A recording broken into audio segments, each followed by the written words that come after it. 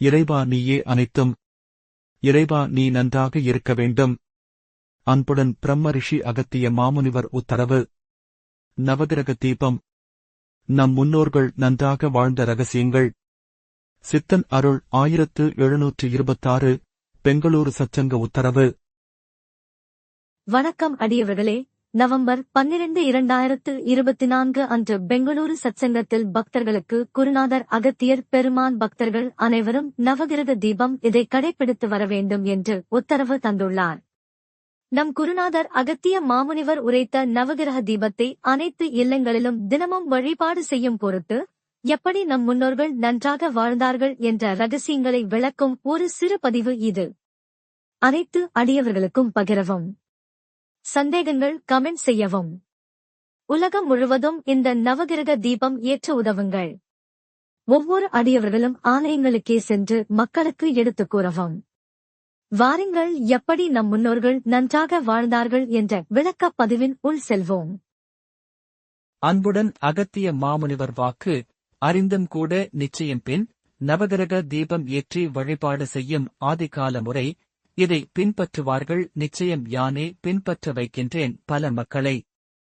அம்மையே அப்பனே நிச்சயம். முன்னோர்கள் எல்லாம் நிச்சயம் பின் இப்படி எல்லாம் தீபத்தில் எரியவிட்டு நன்றாக வாழ்ந்தார்கள். ஆனால் இன்று மின்சாரம் வந்தது. இப்போது என்ன வாழ்ந்தார்கள்? மின்சார விளக்குகள் எரியும் அல்லவா? அதில் கூட நிச்சயம் வேதியியல் தன்மை இருக்கின்றது. அதுவும் கூட நிச்சயம் மனிதனின் யோகத்தை நிச்சயம் ஈர்த்துக் கொள்கின்றது. ஆனால் விளக்கு தீபம் இருக்கின்றதல்லவா, அது மனிதனின் யோகத்தை ஈர்த்துக் கொள்வதில்லை. மாறாக தீபம் சக்திகளை ஈர்த்து மனிதர்களுக்கு யோகத்தை கொடுக்கும். இதனால்தான் அறிந்தும் கூட இறைவனும் தெரியாமல் இருக்கின்றான், மின்சாரமும் தெரியாமல் இருக்கின்றது. இதனால்தான் அப்பனே என் பக்தர்களுக்கு தெளிவுபடுத்த வேண்டும் என்று உங்களை பெங்களூரு அழைத்தேன் யான். முன்னோர்கள் நன்றாக வாழ்ந்த ரகசியங்கள் விளக்கம். வணக்கம் அடியவர்களே. உங்கள் இல்லங்களில் நீங்கள் பல வழிபாடுகள் செய்தும் நன்றாக வாழ எந்த ஒரு வழியும் கிடைத்திராத இந்த கொடும் கலியுக காலத்தில் நம் குருநாதர் கருணைக்கடல் அகத்திய மாமுனிவர் நமக்காக நம் முன்னோர்கள் செய்த நவகிரக தீப வழிபாடு என்ற ஒரு ஆதிகால இறை வழிபாட்டு முறையை அருளியுள்ளார்கள்.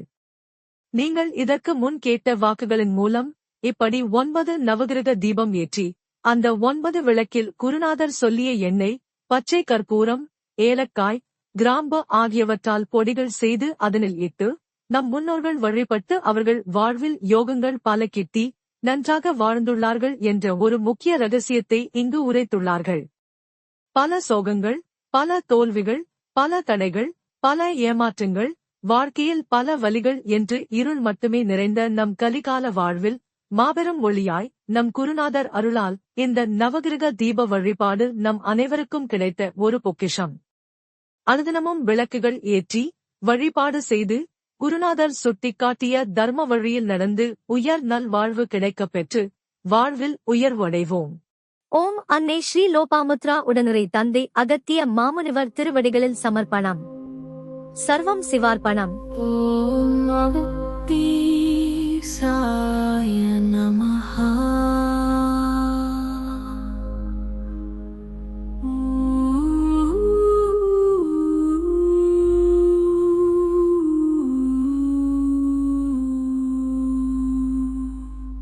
ஓம் அகத்தீசாய நமஹ.